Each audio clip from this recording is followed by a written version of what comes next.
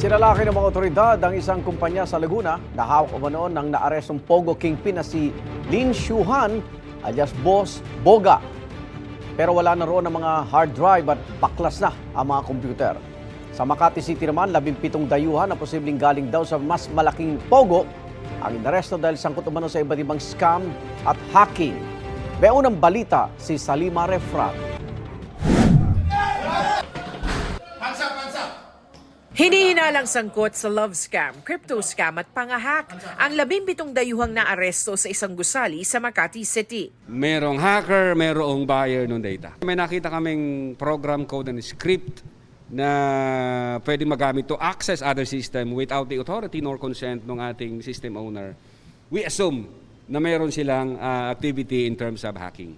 Ayon sa NBI, mula umano sa mas malaking Pogo operation ang mga dayuhang kinabibilangan ng mga Malaysian, Taiwanese at Chinese. Yung malalaking Pogo, nag-group sila into a smaller group.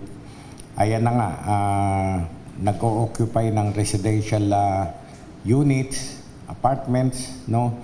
Para hindi mahalata na Pogo na yun pa rin to continue with their scamming activities. Kung tinanong namin kung nasaan yung passport nila, nasa BI daw for process of downgrading.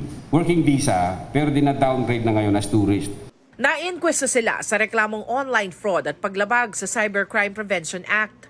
Sinubukan ng GMA Integrated News na kunin ang panig ng mga inaresto pero wala pa silang tugon.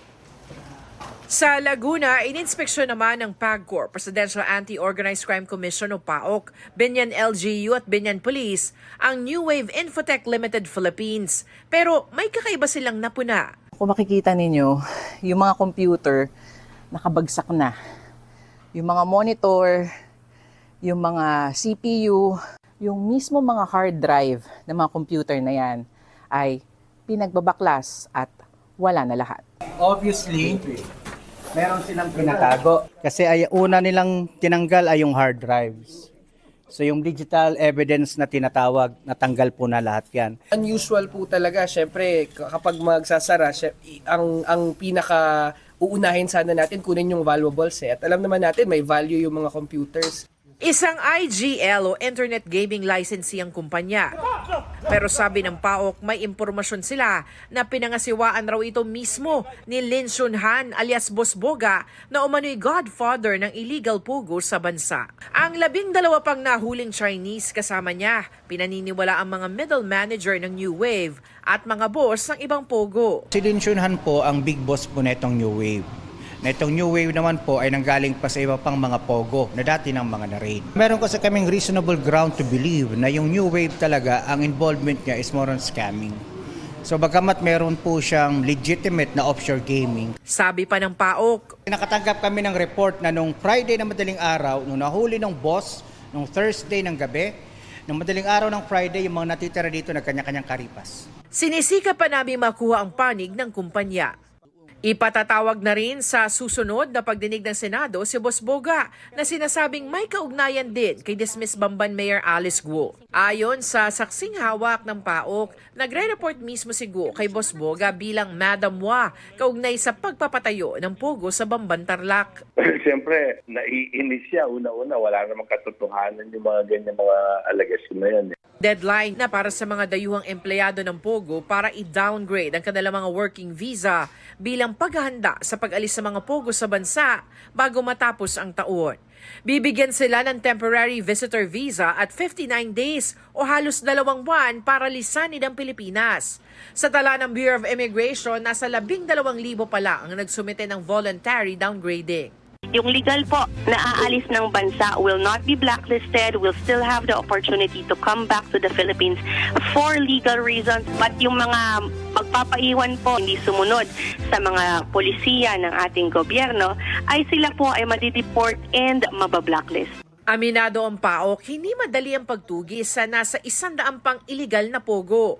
Nagbabala rin sila sa mga property owner na huwag masisilaw sa alok na pera ng mga pogo operator na naghahanap na mauupahan. Please make sure that you do your due diligence kasi kapag napatunayan ho namin na hinayaan ninyo magamit ang inyong facility sa illegal na aktibidades, ipapasara ho namin kayo. Kami magpa-file ng civil forfeiture para makuha ng gobyerno yung inyong mga property. Ito ang unang balita sa Lima Refran para sa GMA Integrated News.